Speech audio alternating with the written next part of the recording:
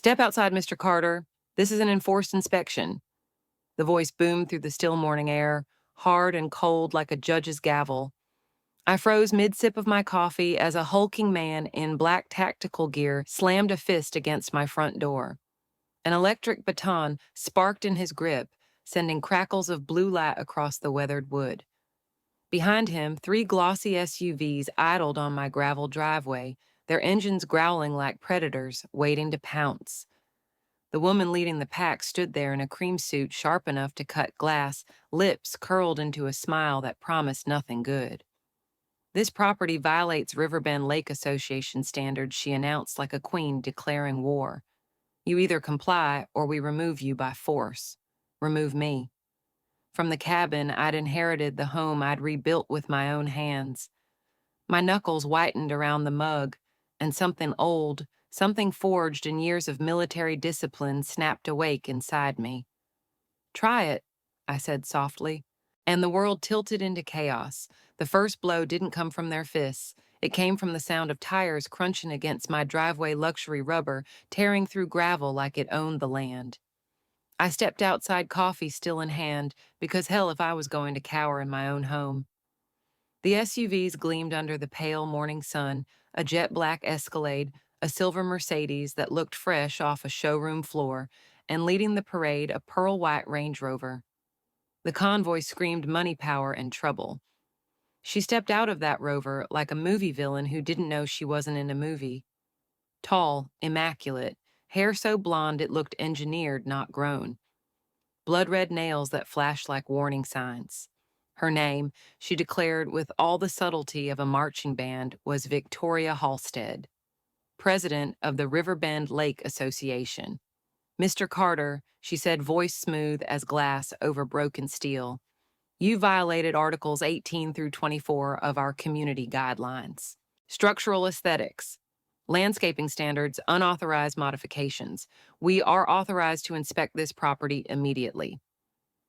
I stared at her, then at the 4 people fanning out behind her. One was pure muscle. In a too-tight black t-shirt, his biceps alone looked like they could bench press a Buick. Another was a shark in a tailored navy suit clutching a leather briefcase that probably contained more lawsuits than legal pads. A younger woman with a sleek ponytail hovered nearby, tapping on a tablet like she was logging evidence at a crime scene. And then there was the guy with the electric baton still crackling in his grip, like he was auditioning for a role in a dystopian cop drama. "Inspection." I said, my voice steady, almost amused. "Funny because I don't recall signing up for your little empire-building club." Victoria's lips curved into something between a smirk and a snarl. "This isn't optional." She flicked her fingers like a mob boss giving the kill signal. The mountain of muscle Griffin, she called him, took a step forward, boots thudding against my deck. "We can do this the easy way, old man." He growled, his breath thick with the smell of energy, drinks, and arrogance. "Or the hard way." I let the silence stretch, watching him size me up. In his eyes, I was just some middle-aged vet with a cabin and a dog easy prey. But I'd spent 30 years in the Army running operations in places Griffin couldn't find on a map. I'd seen real war. This was theater. Still, something about the whole act stank worse than weak old fish guts. It wasn't just the aggression. It was the way Victoria kept glancing. Not at my cabin, but at the waterline beyond it. The lake shimmered calm and innocent under the morning sun, stretching toward a protected wildlife reserve that had been off limits to development since before I was born. Land nobody could touch. Land that would be worth millions if they could. I followed her gaze, and the puzzle pieces slid into place, with a click loud enough to echo in my skull. This wasn't about peeling paint or some imaginary guideline. This was about that land. My land stood in their way, like an immovable stone.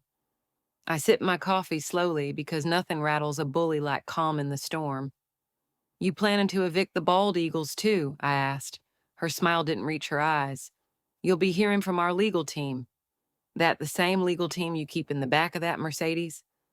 I nodded toward the shark in the suit. His jaw tightened like I'd just called out his bluff at a poker table. The young woman with the tablet, Aria, I'd later learn, snapped another photo of my deck, then another of the lake beyond, documenting sight lines, not rot. Angles, not aesthetics. Recon. You mind if I take a look at that inspection order? I asked, casual as Sunday brunch. Aria froze, then slowly produced a paper that looked like it had been printed 5 minutes ago on a gas station printer. The ink was still shiny. Fresh off the presses, I said, softly tapping the damp corner. What's next? You gonna hand me a warrant from Crayola? Griffin shifted his weight like a bull, ready to charge. You think this is funny? I looked him dead in the eye. I think you're in way over your head. Victoria's voice slashed the air like a whip. Enough. Griffin escorted him off the property. That was the spark that lit the dynamite. Griffin lunged fast for a big man, but not fast enough. I moved like I'd been trained to move small pivot weight, shift a hand on the cabin wall, where an untrained eye would see nothing but wood. His baton crackled inches from my face when I pressed the hidden switch. A sharp hiss split the morning stillness. Then chaos erupted in a glittering arc of water as 12 high-pressure sprinkler heads exploded from the ground like mechanical vipers. Streams of water tore through the air with enough force to knock a grown man sideways. Griffin's boots lost traction instantly. He hit the mud like a felled tree baton, sparking wildly as the water shorted its circuits. The shock sent him convulsing in a spray of filthy water, his roar choking into a strangled gasp. The lawyer slipped next, going down face first in a puddle so hard his $3,000 suit looked like a thrift store reject by the time he crawled out. Papers flew everywhere like confetti at a parade from hell. Aria shrieked as her precious tablet hit the mud, the screen shattering with a sound that was music to my ears. And Victoria. She stayed dry, perfectly dry, standing just beyond the spray zone with the precision of someone who'd studied my yard like a battle map. That told me two things. This wasn't a bluff. It was a calculated strike. 2. Victoria Halstead wasn't playing a game. She was running a war. I stood in the one dry circle I'd engineered, coffee still in hand, calm as a preacher on Sunday. Automatic irrigation system, I said, voice almost polite. Hope you saw the warning sign. Then I pointed to the GoPro strapped to Buddy's collar, my German Shepherd watching from the porch, recording every second. Smile, I added. You're trending. By sundown, the footage had gone viral, not just in our sleepy lakeside community. Oh no, this thing blew up across 3 counties, splashed all over local Facebook groups, and even made its way to a regional news outlet's Twitter feed with the headline, HOA Goes Tactical, Gets Outgunned by Lawn Sprinklers. I should have been laughing. Instead, my gut twisted tighter with every share, every comment. Because behind the comedy, there was something darker brewing. People started showing up at my cabin, not to gawk at the mud-streaked battlefield, but to talk, to vent. And the stories they brought with them, they peeled back the polite suburban veneer and revealed something rotten to the core. First came Bill Rogers, a retired math teacher, with hands that shook as he clutched a folder of HOA notices like they were war medals. She fined me $500, he whispered, voice trembling with humiliation, because my newspaper was still on the lawn at 6:20 a.m. Arthritis, takes me time to get moving. When I told her that, she said maybe it was time I moved out. The shame in his eyes burned hotter than any rage I'd felt at Victoria. Then there was Rosa Delgado, a single mom who worked double shifts at the hospital. She looked like exhaustion carved into flesh, but her voice cracked when she told me this. My daughter loves sidewalk chalk. Flowers, rainbows, hopscotch, kid stuff. Victoria showed up with photos, threatened to call Child Protective Services, said I was letting my kid vandalize public property. Rosa blinked hard, but the tears spilled anyway. I made Sophia scrub every line off the driveway at midnight. She asked me why the mean lady hated her drawings. I clenched my jaw so hard my teeth ached. And then came Tommy Nguyen, a 30-something IT guy who carried his laptop like a weapon. His story was different, colder, calculated. She banned me from hanging laundry. Said it ruined the visual harmony of the neighborhood, made me buy a $1 $200 dryer. When I asked for the bylaw, she said the board voted on it last month. So I checked. There was no meeting. Tommy's eyes burned like a man who'd seen through the curtain and hated what he found. I still have admin access to the HOA website, he added, from when Ernest, our old president, asked me to fix it years ago. Victoria doesn't know enough tech to change the password. I stared at him. You saying you can get in? He gave a thin smile. I'm saying I already did. And that was the moment the ground shifted under all of us. What Tommy showed us in the next 5 minutes shattered any illusions I had that this was just an HOA power trip. Victoria hadn't been elected. She'd installed herself after forcing Ernest out with, get this, digitally manipulated photos, the kind that could destroy a marriage, a career, a life. She'd fabricated a scandal, threatened to leak it, and Ernest, honorable to the bone, walked away to protect his family. The community fund $85,000 gone, siphoned through emergency consulting fees and security retainers paid to a company owned by none other than Griffin. New regulations passed in meetings that never happened. All logged in, minutes that were pure fiction. And the kicker, emails. Dozens of them, between Victoria and a shell company called Blue Horizon Developments, LLC. Subject lines like Phase 2, secure Carter property. What's Phase 2? Rosa whispered. I didn't answer, because the email Tommy clicked next said it all. Once Carter's out, we break ground on the marina by spring. Investors are impatient. The word hit me like a gut punch. Marina, that protected land next to mine. The wildlife preserve that had been federal no-touch since the Carter administration. They were planning to pave it over. My cabin wasn't an eyesore. It was an obstacle. And Victoria wasn't just power drunk. She was desperate. There was big money on the line, the kind of money people kill for. How much do you want to bet? Tommy said quietly, that sheriff who showed up last year to welcome you to the neighborhood, his last name's Morrison, Griffin Morrison, Sheriff Morrison, brothers. My coffee went cold in my hand. The puzzle wasn't just ugly, it was deadly.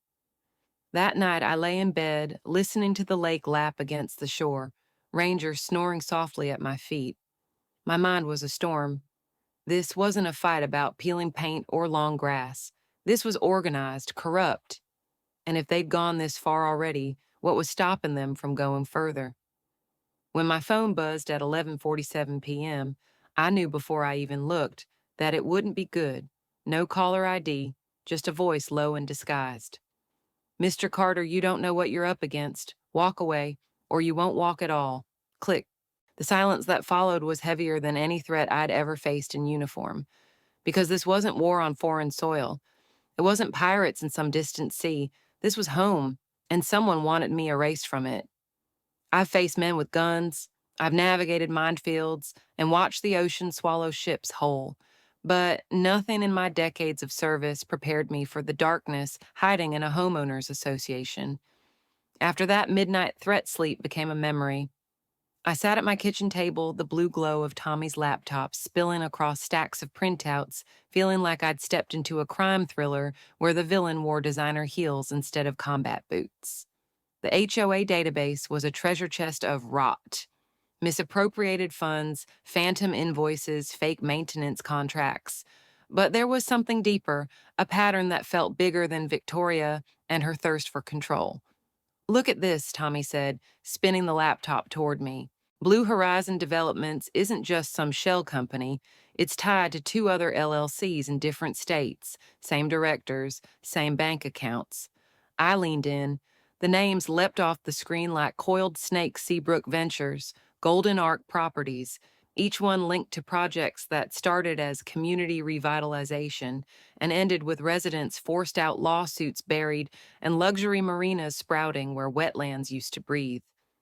This isn't her first rodeo, Tommy muttered. It's a playbook. My stomach nodded. Because playbooks mean patterns, and patterns mean victims. That's when Rosa appeared in my doorway, clutching her phone like it was bleeding. Her voice shook. You need to hear this.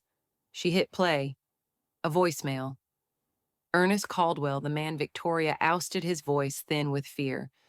They've ruined me, Ben. Said they'd show my wife those pictures if I didn't resign.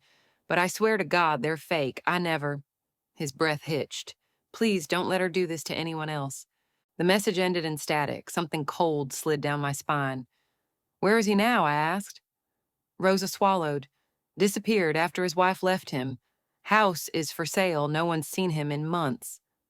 I looked at Tommy. Find him. Hours blurred, IP traces, phone pings. Tommy working like a man possessed. Until finally at 3:17 a.m., he looked up with a wolfish grin. Got him. About an hour out. Small rental cabin near Maple Ridge. I didn't think. I grabbed my keys, Rosa grabbed her coat, and together we drove into the teeth of a storm that felt like an omen. The cabin sagged like an old soldier too tired to stand. Its windows glowed dim against the black pines. I knocked, nothing. Knocked again, harder. The door creaked open, and there he was, Ernest Caldwell. 68 silver hair matted eyes like shattered glass. A man hollowed out by fear. Leave, he rasped. Not until you tell me what she has on you. His laugh was a dry cough. What she has. Son, what she did makes blackmail look like a Sunday sin. We sat at a scarred kitchen table while he spilled it all. Victoria hadn't just faked photos. She'd perfected deepfake technology, used AI to fabricate images and videos so real the Pentagon would sweat. She showed Ernest a clip of himself with a girl young enough to be his granddaughter, told him it would accidentally leak unless he stepped down. And if I fought, his hands trembled. She said accidents happen. You think Griffin's just muscle? He's muscle with friends in law enforcement. Sheriff Morrison. The puzzle piece slid home with a sickening click. Ernest pushed a folder across the table. Inside emails, bank transfers, notes scrawled in a hand that slashed like a blade. This isn't just greed, he whispered. She's building an empire. And anyone who says no, his voice cracked, ends up like Eleanor. Eleanor, his jaw tightened, her mother-in-law, sharp as a tack, managed the family's money better than any banker. Then suddenly, poof, full-blown dementia. 6 months later, dead. And guess who inherited everything? I stared at him. You saying Victoria killed her? I'm saying. Ernest said, eyes wet with something between rage and shame. A woman that smart doesn't turn into a ghost overnight. And Karen Victoria, whatever name she's wearing now, she knew every pill that woman swallowed. My pulse hammered. Because in that moment, the HOA war became something far uglier. This wasn't about bylaws, or landscaping, or even a marina. This was about murder. When I got home, the lake looked different, colder, like it knew what we'd uncovered. I called Tommy. Dig into Eleanor Goldwater, medical records, death cert, anything. By morning, he had more than I wanted, more than I could stomach. The timeline was obscene. Eleanor healthy at 84, diagnosed with rapid onset dementia. 6 months later, a will rewrite leaving Victoria everything $3. $2 million in 5 properties. 3 months after that, Eleanor was in the ground. And then the prescriptions, lorazepam, haloperidol, diphenhydramine, enough to sedate a horse, bought from 5 different pharmacies under fake names. Tommy's voice was flat. You're not paranoid, Ben. She didn't just steal money, she stole lives. And as the rain hammered my roof like drumfire, my phone buzzed again. Another voicemail. This one made my blood run colder than the first. You think you're clever, the voice was silk over steel. Victoria, enjoy your little crusade, because when the curtain falls, and it will, no one will even find your body. Click. The silence after was the loudest thing I've ever heard. And for the first time since this started, I realized something brutal and clear. I wasn't just fighting for my home anymore. I was fighting for my life. The line between fear and resolve is razor thin. That night, I walked it. I'd spent decades believing wars were fought with bullets, not bylaws. But here I was, an old soldier gearing up for battle with spreadsheets and subpoenas instead of rifles. And yet a strange thing happened when I started calling people. They answered. Not just answered, they came. By dusk, my cabin looked like a war council. Bill sat hunched over a chair, eyes burning with something I hadn't seen before, defiance. Rosa cradled a mug of coffee, like it was hope in liquid form. Tommy had 3 laptops open, fingers dancing across keys with surgical precision. All right, I said, scanning the faces of people who'd been bullied into silence for years. We've all been waiting for someone to fix this. Newsflash, no one's coming. It's us. Right here. Right now. Bill slammed a fist on the table hard enough to rattle the coffee mugs. Then, let's burn her to the ground. Not fire, I said. Evenly. Facts. Evidence. We don't stoop to her level, we bury her with the truth. Tommy spun his laptop toward us. Then you're gonna love this, our girl Victoria. She's been sloppy, screens lit up with damning details forged, HOA minutes, fake consultant, invoices, wire transfers to offshore accounts. But the crown jewel, a chain of emails between Victoria and a man named Lars Whitaker, CEO of Blue Horizon Developments. Subject line, Accelerate Phase 2. Tommy's grin was pure predator. Guess who owns the bank account? Those funds disappear into same guy. And guess who he's married to? Bill blinked, don't tell me. Tommy clicked and a photo filled the screen. Victoria champagne glass raised, arm hooked through Lars's. She's not building a marina, Tommy said. She's building an empire. And if these figures are right, she's already laundered close to 200 grand through HOA funds alone. Rosa's voice was ice. That's federal crime territory. Exactly, I said, leaning forward, and federal means leverage. But even as the plan formed, a darker thought gnawed at me. People like Victoria don't just roll over because you expose their scams. They dig in, they lash out. I didn't have to wait long to be proven right. The knock came at 8:42 p.m. Hard, I motioned everyone to stay quiet, then opened the door and froze. A man stood there in a rain-slick jacket ball cap, pulled low. Looked like any tired handyman off a late shift, but when he spoke, his words sliced through the storm like a bullet. Name's Jake, he said, flashing an ID so fast only my trained eyes caught the letters FBI. Every muscle in my body tightened. You better come in. Jake stepped inside, shook the rain off his jacket, and scanned the room like a hawk. You've stirred a hornet's nest, Mr. Carter. Good news is you're not alone in this fight.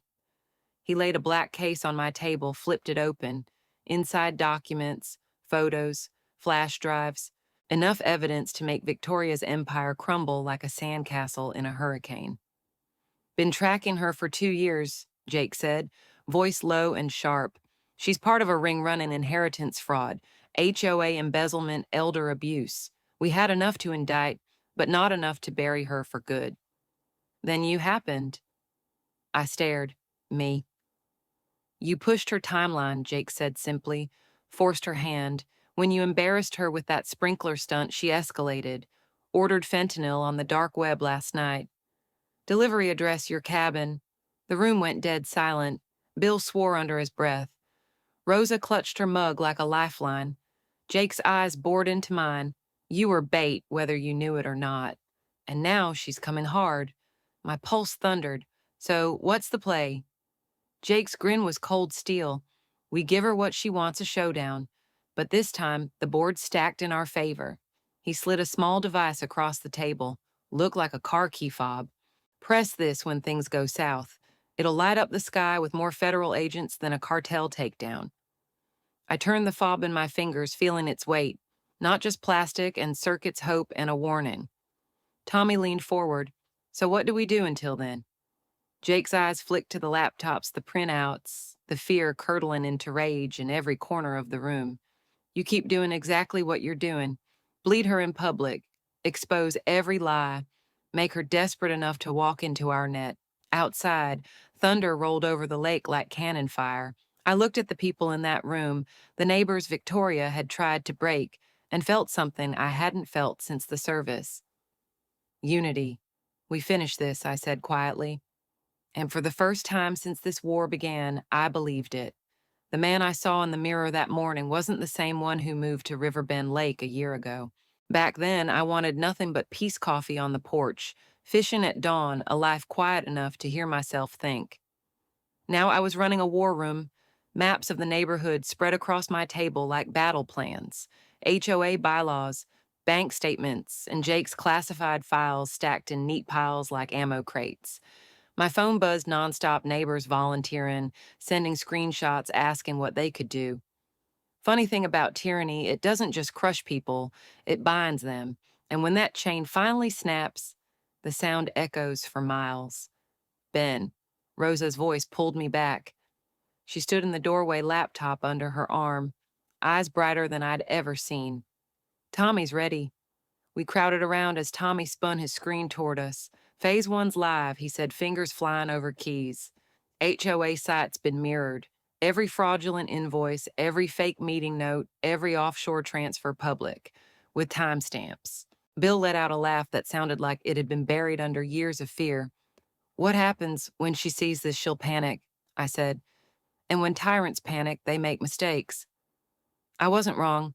By noon, my phone blew up with notifications. Victoria's empire was cracking in real time. Residents flooded the HOA hotline demanding answers. A local blogger picked up the story, then a news station. By evening, your HOA hell trended on Twitter. Victoria didn't call. She didn't text. But I could feel her rage in every shadow outside my windows. Still, it wasn't enough. Jake's words kept echoing, make her desperate enough to walk into our net. So we did. We scheduled an emergency community meeting for Saturday, posted it on the HOA board, shared it in the neighborhood group, open to all members, translation open bait. And while the internet roasted Victoria live, we worked. Tommy rigged a live stream setup in my living room, cameras angled to catch every face, every word. Rosa drafted statements clear and sharp like legal blades. Bill rehearsed reading the HOA bylaws like a preacher quoting scripture. I made calls, quiet ones, to people who'd been silent too long, like Evelyn Brooks, the widow Victoria tried to evict for planting non-compliant flowers. She showed up with a folder thicker than a Sunday roast, full of letters Victoria sent threats disguised as formalities. Or Marcus Doyle, a contractor who admitted Victoria paid him cash to falsify repair invoices. She said it was for the good of the community, he muttered, shame heavy in his voice. Every story was another nail in her coffin. But late that night, sitting on my porch with Ranger at my feet, the weight of it all hit me. This wasn't just about winning. It wasn't even about Victoria anymore. It was about what we'd let happen by looking the other way. About every time we told ourselves, it's just rules or it's not worth the fight. Evil doesn't start as a hurricane. It starts as a breeze, a warning sign ignored, a voice not raised. I thought of Sophia scrubbing chalk off a driveway, of Bill hiding HOA notices in shame, of Rosa working double shifts while wondering if she'd lose her home. That night I made a promise, not just to fight, to build something better when the smoke cleared. Because what good is winning a war if the peace looks the same as before? I didn't sleep. I walked the property, checking cameras, reinforcing locks. Old instincts coming back like ghosts from another life. And when dawn broke, painting the lake in fire and gold, I felt something I hadn't in years: clarity. I wasn't running anymore. This was my line in the sand. And God help the woman who thought she could cross it. Saturday dawned bright and brittle, the kind of day that looks peaceful on the surface, but hums with the static of an oncoming storm. By 10 a.m., my cabin was standing room only. Neighbors filled every inch, buzzing with nervous energy. Phones out, cameras rolling, and front and center a tripod rig, streaming everything live to Facebook, YouTube, and 3 local news outlets Tommy had looped in. We weren't hiding anymore. I stood at the head of the room, Ranger sitting tall at my side like a 4-legged sentinel, as Rosa called the meeting to order. Bill read the HOA bylaws in a voice that cracked but didn't falter. Evelyn passed out copies of Victoria's threats like party favors from hell. And then the door opened. Silence rippled through the crowd like a shockwave. Victoria Halstead stepped in, flanked by Griffin, looking like he'd chewed nails for breakfast, and 2 new goons in matching black tactical vests. Behind them came Marcus, the slick lawyer face twisted into a smile that didn't reach his eyes. They didn't come to talk. They came to dominate. Victoria's heels clicked against my floor like gunshots. "This is an illegal assembly," she announced, her voice sharp enough to cut steel. "You're all in violation of HOA protocol. Effective immediately. This property is seized under eminent domain for community security." She slapped a paper on the table, an official-looking document stamped with an embossed seal. I didn't even glance at it. "Cute," I said. Tell me, did you print that before or after you wired the HOA fund into your shell company? The room erupted in whispers. Cameras zoomed in. Victoria's mask cracked for a split second, rage flashing in her eyes before she smoothed it over. You have no idea what you're talking about. Really, I nodded to Tommy. He tapped a key and the big screen behind us lit up with a spreadsheet. Transfers, dates, emails. Her name splashed across every line like blood on snow. 200 grand. Tommy said, voice cool as ice, vanished from community accounts, right into Blue Horizon Developments. Guess who signs the checks? Gasps rippled. Phones snapped photos like machine gun fire. Victoria's voice climbed an octave. This is slander defamation. Funny thing about defamation, I said softly, it only applies when it's not true. Griffin moved then fast for his size, shoving the nearest camera. Meeting's over. The room surged with panic, chairs scraped, someone screamed, and in that chaos I pressed the fob Jake had given me.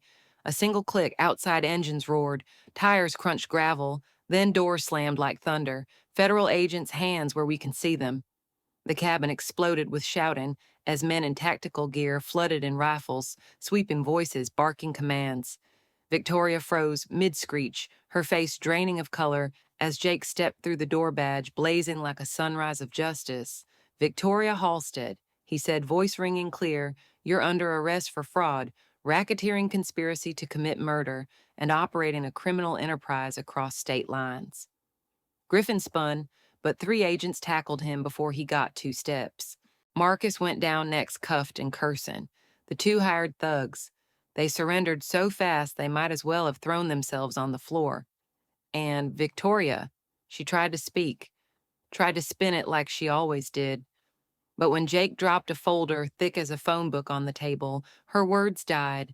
Inside that folder was everything toxicology reports proving she'd drugged her mother-in-law to death. Emails plotting accidents for anyone who stood in her way. Bank trails winding through more shell companies than a Russian nesting doll. This is a mistake, she whispered, mascara streaking like war paint. I was building something beautiful, no, I said, quietly stepping close enough for her to hear the steel in my voice. You were building a kingdom on bones. But kingdoms fall. They dragged her out, then head down wrist-bound designer blazer soaked with rain. And just like that, the war was over. But the story didn't end there. Within hours, the takedown went viral. News vans swarmed Riverbend Lake. Headlines screamed about the HOA queenpin who turned suburbia into a criminal empire. Property values didn't tank, they skyrocketed. Because suddenly Riverbend Lake wasn't just a community, it was a movement. We rebuilt the HOA from the ground up. Transparent budgets, open votes, zero tolerance for power trips. Bill became treasurer, Rosa ran community outreach, Tommy, our resident hacker hero, headed tech and security. As for me, they asked me to be president. I said no. I'd fought one war too many. But I didn't go back to being invisible. Couldn't, because leadership isn't about titles. It's about showing up when it matters. And sometimes the quiet life you dream about isn't the life you're meant for because someone has to hold the line. The last time I stood on my deck, the lake shimmered under a sky so blue it hurt to look at. Ranger pressed against my leg tail, thumping softly. For the first time in months, the air felt clean. And I thought about what Jake told me before he left. You know, Carter, most people fold when the pressure hits. But you turned a HOA nightmare into a blueprint for fighting back. Don't underestimate what that means. I didn't, not anymore, because this wasn't just my fight. It was proof that even in the smallest places on the quietest lakes, ordinary people can stand up to corruption and win. Power doesn't corrupt overnight. It creeps in like a shadow through silence, through excuses, through the small choices we convince ourselves don't matter. Victoria didn't become a monster in a day. She became one because no one stopped her when she was just enforcing rules. The truth bullies thrive on fear. They bank on your compliance, your belief that fighting back isn't worth the cost. But courage multiplies. One person stands and suddenly others remember their own strength. This fight wasn't about bylaws, it was about dignity. about refusing to let greed and intimidation hollow out a community until it's just houses without heart. When neighbors came together not with violence, but with truth, they didn't just win back their lake, they won back each other. And in a world that teaches us to look out for ourselves, that's the boldest rebellion of all, choosing to fight not just for what's yours, but for what's right. If this story teaches anything, it's this: document everything. Keep records, emails, notices. Transparency is your strongest shield against abuse of power. Don't fight alone. Build alliances with neighbors, with local media, with watchdog groups. When corruption hides in the dark, exposure is your brightest weapon. And most importantly, don't underestimate the small battles. Today, it's a bogus fine.